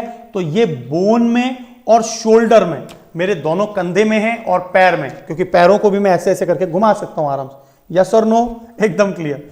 Pivotal joint, pivotal joint neck में है, ठीक है। पाइवोटल जॉइंट कहां है? नेक में है, और हम लोग एक एंगल तक इसे घुमा सकते हैं। ये पाइवोटल जॉइंट है। Cylindrical bone, rotate on the ring, ये एक सिलेंड्रिकल बोन पर होता है जो रोटेट कर सकता है रिंग को, ठीक है। तो बिल्कुल पाइवोटल जॉइंट जो है सिलेंड्रिकल होता है लेकिन कंप्लीट साइकिल नहीं करता, इसलिए सेकंड पॉइंट इनकरेक्ट है। और तीसरा, hinge joint open and close door and observe hinge of the door carefully. जैसे एक दरवाजा खुलता है और बंद होता है, यही तो हिंज डोर है। अच्छा, आप में से कितने लोगों ने हिमालयाज के बारे में पढ़ा है? हिमालयाज, हिमालयाज के बारे में आपने दोस्तों पढ़ा है या नहीं? और वहां पर एक बहुत इंपॉर्टेंट पॉइंट आता है। आप में से कितने लोगों ने physical geography of Himalayan ranges पढ़ा है? तो वहां पर आता है hinge door effect, hinge door effect. और मैं आपको बताऊं, देखिए ध्यान से, एक बहुत अच्छा पॉइंट बताता हूं पहले, कि मान लीजिए जब ये भारत, ये इंडियन जो प्लेट थी ना दोस्तों, इंडियन प्लेट जब ये टकराई थी दोस्तों, जब ये टकराई थी तो वो इस पॉइंट पर टकराई थी, यहां। तो आप देखते हैं कि हिमालयन रेंजेस जो वेस्टर्न वाला भाग है वहां तो चौड़ी ज्यादा है, लेकिन ईस्टर्न वाले भाग में चौड़ी कम है। इसके पीछे कारण क्या है? हिमालय रेंजेस ईस्टर्न वाले भाग में उनकी चौड़ाई कम है, लेकिन वेस्टर्न में आप देखेंगे वो शिवालिक तो हरियाणा में आ जाती है, मध्य हिमालय वो हिमाचल प्रदेश में, और वृहद हिमालय और भी ऊपर जा रहा है। तो इसके पीछे भी जो इफेक्ट था वो था hinge door effect. Hinge door effect, जब ये प्लेट सबसे पहले इंडियन प्लेट टकराई थी तो वो यहां टकराई थी, और उसके कारण टकराने से बिल्कुल डोर जैसा इंपैक्ट हुआ, और ये बाद में ऐसे घूमता हुआ टकराया। और इसी कारण से दोस्तों, इसी कारण से, इस टकराहट के कारण ये चौड़ाई, सलवटें ज्यादा बड़ी हैं। क्या आपको हिंज डोर इफेक्ट क्लियर हुआ? एक बार कंफर्म कीजिए। हिमालयाज में भी उसकी फिजिकल जियोग्राफी पढ़ते हैं तो वहां पर आता है हिंज डोर इफेक्ट। ज्योग्राफी पढ़ाऊंगा कभी तो वहां पर भी बताऊंगा आपको, ठीक है। तो hinge door effect, pivotal joint, ball and socket joint, ये सारे बात क्लियर है। ऑब्जर्व द हिंजेस, ये बहुत अच्छे से समझ में आ गया होगा आपको, और यहां पर ये बात तो क्लियर हो ही गई है कि what will be the correct answer. So incorrect पूछा था, पहला दूसरा दोनों इनकरेक्ट है, यस और नो। रेशमा टोंडे बोल रही हैं कि इन्होंने पढ़ा है, ये तो बहुत अच्छी बात है यदि आपने पढ़ा है, बहुत बढ़िया। अब गेट ऑफ एनिमल्स, जो एनिमल्स होते जो चलते हैं, उनका जो चलने का स्टाइल है, दोस्तों मैंने नहीं बनाया ये क्वेश्चन, ये सब एनसीईआरटीज के क्वेश्चंस हैं, डायरेक्टली एनसीईआरटीज पर रिसर्च क्वेश्चन है। The term specifying the particular method of their movement, which of the following statement are correct about the gait animals. तो ये पूरी तरह से एनसीईआरटीज के स्टेटमेंट से ही क्लब करके बनाए गए हैं, ठीक है। तो अब प्रश्न आ रहा है अर्थवॉर्म के बारे में, ब्रेस्टबोन जो होता है पक्षियों में उसके बारे में, शेल ऑफ द स्नेल जो घेंगे के ऊपर जो कवच होता है उसके बारे में, और outer skeleton of the cockroach. 4 option है, स्टेटमेंट है, हिंदी में भी दिया है, इंग्लिश में भी दिया है। कोशिश करिए कि इसका आंसर आप बिल्कुल और बिल्कुल सही निकालेंगे। क्या बोल रहा है एक बार ध्यान से पढ़ लीजिए। बोला यह गया है कि आपको करेक्ट निकालना है, करेक्ट स्टेटमेंट को छांटना है।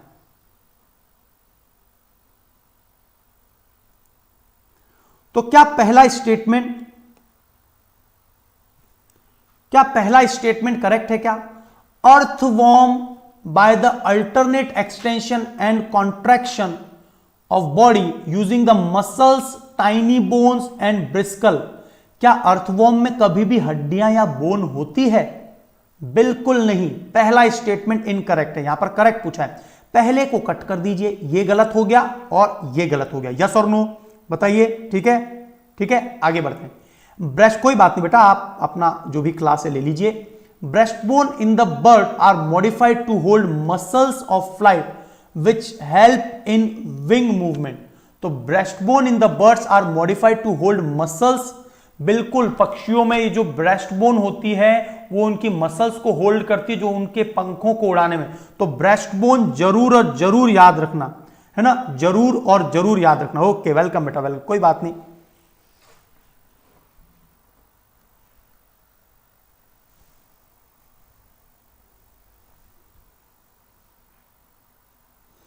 बेटा ये इस प्रकार के जो स्टेटमेंट होते हैं ना आपकी, आप अपने आप को ही गरीब बच्चा कहते हैं, मैं गरीब बच्चा हूं। मान लिया हम लोग तो मेहनत कर रहे हैं बेटा, यदि आप गरीब बच्चे हैं, जो एक्चुअल में गरीब है उसके पास अपने हाथ में फोन नहीं होता, उसके पास खाने के लिए कुछ नहीं होता, तो इस प्रकार के जो नेगेटिव वर्ड्स हैं उससे दूर रहिए। और मेरी नजरों में जो गरीब बच्चा है वो है जो मानसिक रूप से गरीब है, ना कि धन के तौर पे।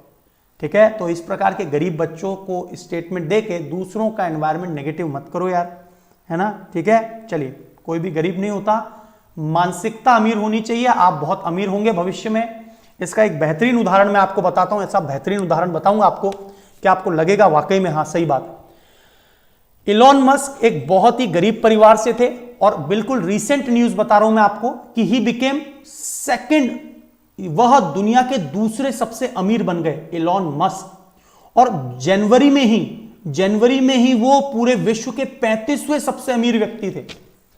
उन्होंने पूरा का पूरा रात दिन पूरी नाइट इंटरनेट पर निकाल के उन्होंने इतनी रिसर्च करी और फाइनली उन्होंने अपनी खुद की स्पेस एक्स बना लिया। टेस्ला, भारत उससे, नासा उससे मदद ले रहा है, राइट, रशिया को पीछे छोड़ दिया उसने, है ना। ऐसे रॉकेट लॉन्चर्स वगैरह किसी भी दुनिया के पास नहीं है, उस प्राइवेट कंपनी ने कर दिया, है ना।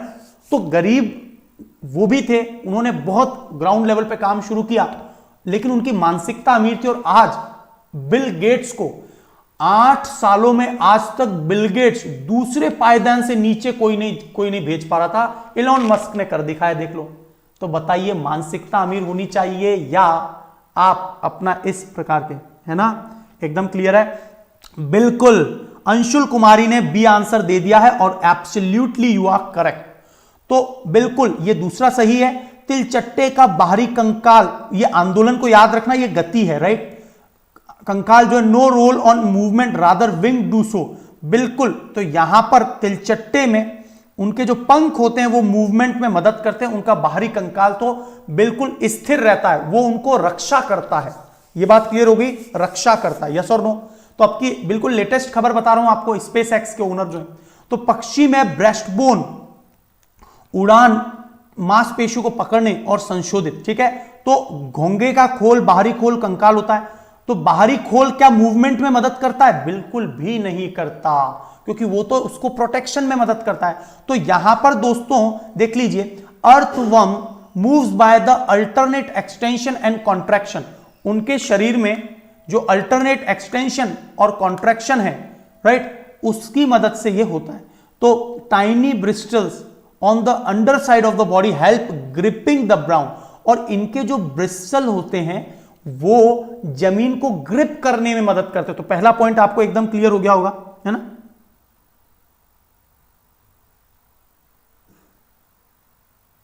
बिल्कुल, अभी ठीक है, अभी आपके स्टेटमेंट बिल्कुल सही जा रहे हैं, अब ठीक है मेघा जी, बहुत बढ़िया। Bird fly in the air, बिल्कुल, डक और श्वान also swim in the water. तो ये सभी क्या है? ये सभी अपने ब्रेस्टबोन की मदद से होते हैं, ठीक है। ये सारी बातें मैंने आपको अच्छे से समझा दी है, ठीक है। स्नेल के बारे में, स्नेल का एक्सोस्केलेटन बिल्कुल स्थिर रहता है, और कॉकरोच जो हैं वो can walk and fly bye with the help of their wings, ठीक है। उनका बाहरी कंकाल जो उनको मदद नहीं करता। तो यहां पर दूसरा पॉइंट भी सही है, चौथा भी सही है, पहला गलत है, थर्ड गलत है। यस और नो करेक्ट है, ठीक है। अंकित जी को बहुत अच्छा लगा है, दक्षित ध्रुव भी सुन रहे हैं हमको, खैरुल जहान बहुत बढ़िया, बहुत बढ़िया अंकित, नैन बहुत बढ़िया यार, ओके चलिए आगे बढ़ते हैं। 16th, क्रिपर एंड क्लाइंबर, ये आपने जरूर सुना होगा। एक तो क्रिपर्स जो रेंगने वाली या लताएं कह लीजिए, और क्लाइंबर जो पर्वतारोही है। नॉर्मली इनको इंग्लिश हिंदी में भी क्रिपर और क्लाइंबर ही कह देते हैं, ठीक है। तो क्रिपर और क्लाइंबर ही याद रखेंगे। आर डिफरेंट फ्रॉम हर्ब्स, जो छोटे प्लांट्स होते हैं, हर्ब्स है ना, श्रब्स झाड़ियां और पेड़ों से अलग होती हैं। फॉलोइंग द स्टेटमेंट रिगार्डिंग, तो इसमें से कौन सा स्टेटमेंट इनकरेक्ट है ये आपको बताना है। पहला और दूसरा दो स्टेटमेंट दिए हुए आपको, फर्स्ट एंड सेकंड, तो आपको इसमें आंसर बताना है दोस्तों, कौन सा स्टेटमेंट इनकरेक्ट है और कौन सा करेक्ट है। तो देखिए, प्लांट विद वीक स्टेम, बिल्कुल वीक स्टेम है, दैट कैनॉट स्टैंड अपराइट, जो सीधे खड़े नहीं हो सकते, spread on the ground are called climber, बिल्कुल नहीं। जो पूरे के पूरे जमीन पर, आपने देखा होगा किसानों को बहुत सारी लताएं, एग्जाम्पल के तौर पे लौकी, राइट, तोरई, ये किस प्रकार की हैं? जो पूरे के पूरे धरातल पर फैल जाती है, तो वो क्लाइंबर नहीं है, क्रिपर हैं। क्लाइंबर्स तो कौन होती हैं, है ना। तो दोनों का जो डेफिनेशन है वो उल्टा दे रखा है। पर्वतारोही या फिर क्लाइंबर की डेफिनेशन ये है, और ये टेंड्रिल्स, एक इंपॉर्टेंट वर्ड याद रखना, टेंड्रिल्स, ये बहुत इंपॉर्टेंट पॉइंट है। आपने देखा होगा कि जो भी पेड़ पौधे ऊपर की तरफ चढ़ते हैं, उनके अंदर कुछ इस प्रकार की संरचना होती है, और वो इसकी मदद से क्या करती हैं? दीवारों को, दूसरे पेड़ पौधों को पकड़ लेती हैं, जकड़ लेती हैं। तो इसे कहते हैं टेंड्रिल्स, टेंड्रिल्स की मदद से। दोनों स्टेटमेंट गलत हैं क्योंकि उल्टा लिखा है, ठीक है। यस और नो। सो इनकरेक्ट कौन सा है? तो दोस्तों यहां पर नन ऑफ देम थोड़ी आएगा दोस्तों, इनकरेक्ट पूछा है, दोनों ही गलत हैं। सतपाल सिंह जी क्वेश्चन देखिए, यहां पर आपका आंसर सी आएगा। क्या मेरी बात क्लियर है ना? क्योंकि यहां पर इनकरेक्ट करेक्ट पर गोला करेंगे तब आंसर सही मिलेगा। सो टेंड्रिल्स मैंने बता दिया आपको, दोनों पॉइंट्स बता दिए, राइट। ये सारे पॉइंट्स दोनों ही इनकरेक्ट हैं। डेफिनेशन क्लाइंबर क्रिपर की क्लियर हो गई। अगला प्रश्न आ रहा है, कभी कभी it may not be possible to separate component of mixture of winnowing and hand picking and other method such as sedimentation, decantation and filtration is used to consider the following statement regarding sedimentation, decantation और filtration। तो निस्यंदन, अवसादन और क्षय, इन पर आपको विचार करना और बताना है कि कौन सा स्टेटमेंट सही है ना। हाँ, option C is the correct answer, बिल्कुल सही बोल रहे हैं आप लोग, बहुत बढ़िया। बताइए, एक मिनट मेरा माइक भी ले लेता हूं साथ में। चलिए बताइए कौन सा इसके बारे में कथन बिल्कुल सही है। तो देखिए व्हेन हैवियर कंपोनेंट, जब भारी घटक जमा हो जाते हैं, तो हाँ बिल्कुल, जब भारी घटक हैवी होकर कहीं पर डिपॉजिट होकर जमा हो जाते हैं तो वो सेडिमेंटेशन कहलाता है। तो पहला पॉइंट बिल्कुल सही है, सेडिमेंटेशन, ये एनसीईआरटीज में दिया हुआ है। सेकंड पॉइंट है when the water along the dust is removed is called decantation, जब धूल को पानी से अलग किया जाता है तो वो बिल्कुल डिकेंटेशन ही याद रखना वर्ड, ठीक है। And process filtration is process preparing the cottage cheese in our Holmes, तो बिल्कुल फिल्ट्रेशन की मदद से आपने देखा होगा कि जो दही है उसका जो लिक्विड पानी वाले भाग को अलग कर लिया जाता है और फिर हम लोग क्या बनाते हैं, चीज। यस और नो, तीनों ही पॉइंट बिल्कुल सही हैं दोस्तों, तीनों पॉइंट सही है यहां पे, ठीक है। डिकेंटेशन में धूल को बिल्कुल पानी से अलग करते हैं, डिकेंटेशन बिल्कुल सही है, ठीक है। तो यहां पर देख लीजिए, ध्यान से पढ़ लीजिए, heavier component is a mixture, और जब ये सेटल्ड हो जाते हैं पानी में तो यही प्रोसेस क्या कहलाता है, जब ये स्थिर हो जाते हैं, सेडिमेंटेशन। और when the water along with dust, पानी में से धूल को अलग किया जाता है, डिकेंटेशन कहलाता है। कई बार ये टर्म्स जो है ना हमको हमेशा कंफ्यूज करते हैं, तो आपको आज डिकेंटेशन टर्म क्लियर हो गया होगा। सेकंड, सेडिमेंटेशन टर्म एकदम क्लियर हो गया होगा। And method of filtration used to process of preparing the cottage और चीज, तो आपको पता होगा हम लोग एक कपड़ा लेते हैं और उसमें दही, जो या तो दूध फट गया हो उसको इस कपड़े में लेकर पानी भाग को अलग कर देते और चीज बनाते हैं, बिल्कुल ये फिल्ट्रेशन है। So the correct answer will B 1, 2 and 3। कोई बात नहीं सतपाल जी, एकदम क्लियर है। यस, मैं समझ गया था आपकी बात, है ना। चलिए अब अगला प्रश्न है जो कि बहुत इंपॉर्टेंट है again. Which of the following statement regarding the method of separation of substances, जो सब्सटेंसेस को अलग किया जाता है उसके बारे में दो कथन दिए हैं, इंग्लिश में भी हैं और हिंदी में भी हैं। तो करेक्ट आंसर क्या है, तो बताइए। Hand picking can be used for the separating slightly larger size of impurities, तो बिल्कुल ये तो एकदम सही है कि बड़े साइज की जो भी इंप्योरिटीज होती है उसको निकालने के लिए बिल्कुल पहला स्टेटमेंट तो एब्सोल्युटली करेक्ट है। हेलो साद अंजुम, नमस्कार, सी हेलो। अगला पॉइंट है अनाज को डंठल आदि को अलग करने के लिए हैंड पैकिंग का इस्तेमाल किया जाता है, नहीं। हम लोग क्या करते हैं, आपने देखा होगा सूप, एक सूप ऐसा बर्तन होता है, इसकी मदद से हम हवा से उसके डंठल को अलग करते हैं। यस और नो, है ना। तो देखिए यहां पर जो बड़े सेपरेट करने के लिए सॉल्ट डिजोल्व बड़े मिक्सचर हैं तो उसको हाथों से ही छान लेते हैं, लेकिन ग्रेन और स्टॉक को क्या करते हैं हम एयर की मदद से, ड्राई जो होते हैं उनको एयर की मदद से अलग करते हैं, ठीक है। तो यहां पर पहला पॉइंट सही है और सेकंड पॉइंट इनकरेक्ट है, हैंड पिकिंग से नहीं। आजकल हम लोग क्या कर रहे हैं, हवा, क्योंकि वो हल्के होंगे तो वो दूर जाकर गिरेंगे, ठीक है। तो ये सारे पॉइंट्स आपको क्लियर हो गए होंगे एकदम। तो दोस्तों आपको और भी अच्छे से लेक्चर्स को सुनने हैं, इतनी ही गहराई के लेक्चर सुनने हैं, अनअकैडमी लर्निंग ऐप पर अभी का भी जाइए and search by my name Rudra Gautam और मुझे फॉलो कर लीजिए। दोस्तों आपको वाकई में वीडियोस अच्छे लगते हैं, आपके भी और दोस्त जो सुनते हैं अच्छे स्टूडेंट्स हैं उनके साथ भी वीडियोस को जरूर शेयर कीजिए, अपने स्टेटस पर लगाइए, सब्सक्राइब कर लीजिए, बेल आइकन को जरूर दबा दीजिए चैनल के, यस और नो। और अनअकैडमी का सब्सक्रिप्शन, यदि आपको एक बिल्कुल कंप्लीट प्रिपरेशन करनी है जिसमें आप पीडीएफ भी डाउनलोड कर सकें पूरे इंडिया के बेस्ट फैकल्टीज से, जो कि हंड्रेड्स ऑफ फैकल्टीज अनअकैडमी पर पढ़ा रहे हैं, उनसे यदि आपको पढ़ना है और already 15,000 plus courses are available और अनअकैडमी लर्निंग ऐप और लाइव क्लासेस भी होती है, तो इस प्रकार के सेशन को यदि लेना है तो आप जरूर अनअकैडमी लर्निंग ऐप को डाउनलोड कर लीजिए and you can get the Unacademy subscription, है ना। और यहां पर सबसे ज्यादा जो बेनिफिट होगा आपको definitely when you will use my referral code that is RPSIR10, और उसकी मदद से आपको सबसे ज्यादा बेनिफिट होगा।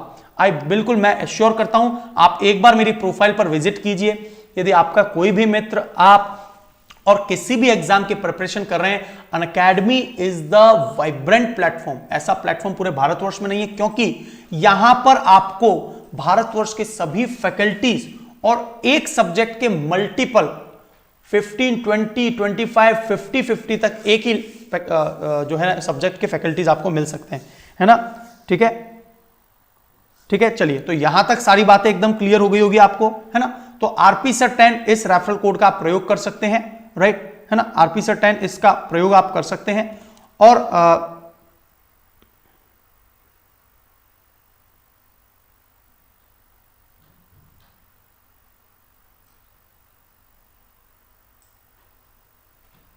ठीक है, आरपी से 10 रेफरल कोड का आप प्रयोग कर सकते हैं दोस्तों, एकदम क्लियर है ना। और यहां पर आप 24 मंथ का सब्सक्रिप्शन लेंगे, that will be more beneficial.